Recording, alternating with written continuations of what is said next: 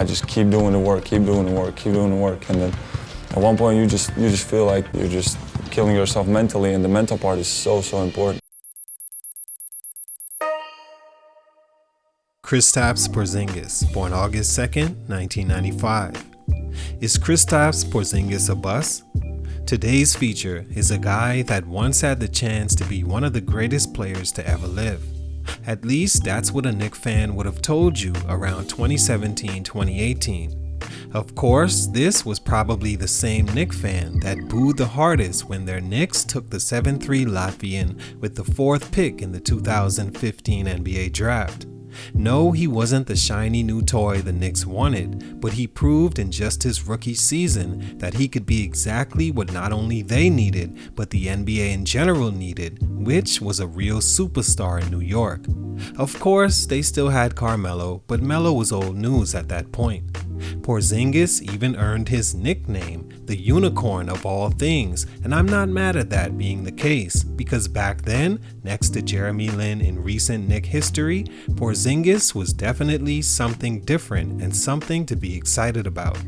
A 7'3" white European guy that could run like he could, dribble like he could, shoot, post up, had game, not just tall and used for his size. Finally, it seemed the Knicks had done something right and possibly on their way up. Who would have thought the player described would have only lasted 3 seasons in the city and by his 7th play for 3 different teams? 3 teams and none wanted a unicorn? In his first year in the league, in a different country, taken by the Knicks with a lot to prove, he finished 2nd in Rookie of the Year voting to #1 pick Karl-Anthony Towns, ahead of future back-to-back MVP Nikola Jokic and All-NBA first-teamer and MVP candidate Devin Booker. The next 2 seasons, he improved each year, becoming an All-Star in year 3 and one of the best three-point shooters in the league at over 39%. Yet, he was traded from the Knicks after 4 years, given a max contract with his 2nd team before they too traded him for allegedly requesting a bigger role next to co-star and fellow Euro Luka Doncic. A duo owner Mark Cuban once compared to Steve Nash and Dirk Nowitzki, saying in 2019 he regrets not keeping the two together longer and wouldn't make the same mistake with Kristaps and Doncic. 3 years later, Porzingis was traded for 2 players in Bertans and Dinwiddie who fill the role of what Porzingis was brought in to do but fell short: create shots for himself and or teammates and shoot efficiently from the floor. Cuban later said of Porzingis, he's an incredible talent, and that basically sums up Kristaps Porzingis' career. Great talent with the right gifts at the right time, even for the right team, but let's talk about it. It's your boy JC Stunted Growth. Let's get it, man. Take a minute to like, subscribe, and comment on who I should do next. You can also send a super thanks by clicking the button below. Enjoy the video. Kristaps Porzingis, as mentioned, is a 7'3" power forward center from Latvia that came into the NBA with 4th overall pick expectations and hoped that the Knicks hadn't make another bad draft decision and the player failed. He was also an unheard of rookie for most people not a scout or living in Europe at the time. All most knew was what they researched upon hearing there's a European guy that could possibly be the top pick in the draft.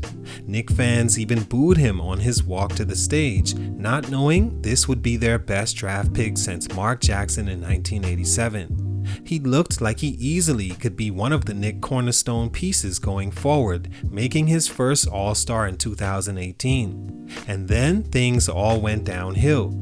3 growth stunts that now has Kristaps Porzingis looking like a disappointing player and anything but a unicorn. Stunt number 1, physically not a good fit.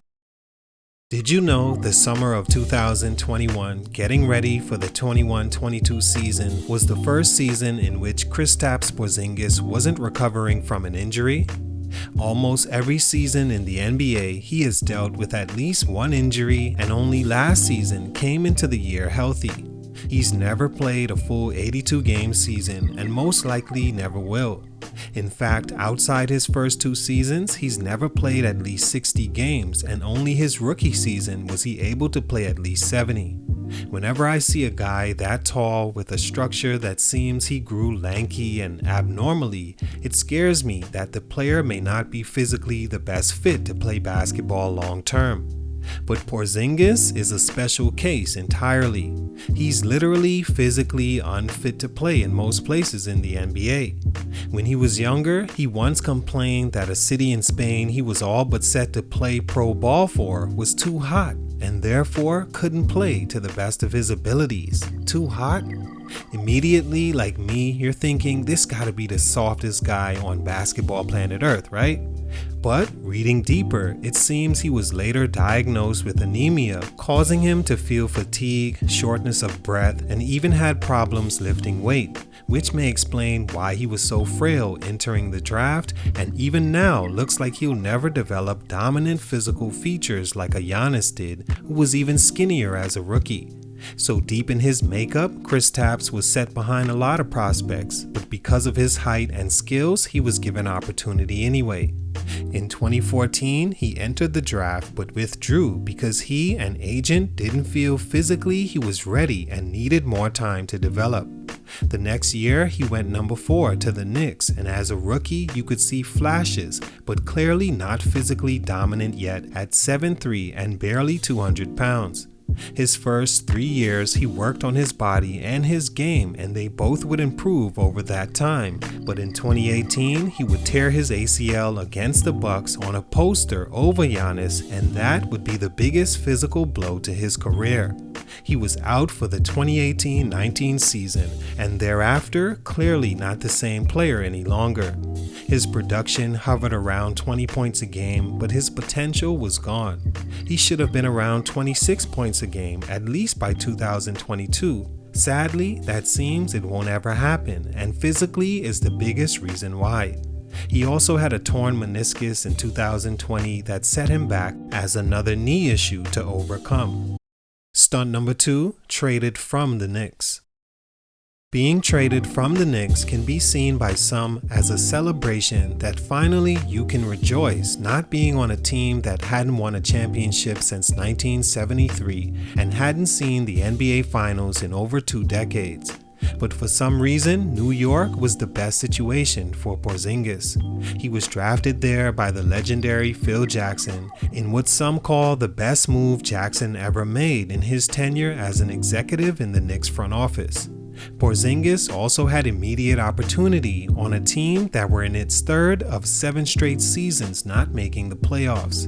In his 3 years with the team, they never made the postseason. But what he did have to his favor was the space to shoot almost 19 shots a game and be the team's franchise player after Carmelo Anthony demanded a trade.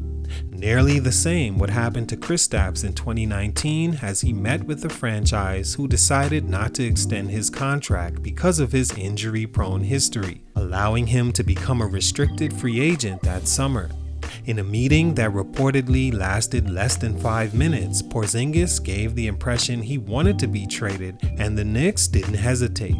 They lost a second cornerstone piece in less than 2 years, but in actuality may have dodged a financial bullet, being locked in with a guy that couldn't stay healthy and wasn't quite as productive as expected. Stunt number 3, overbetting on himself.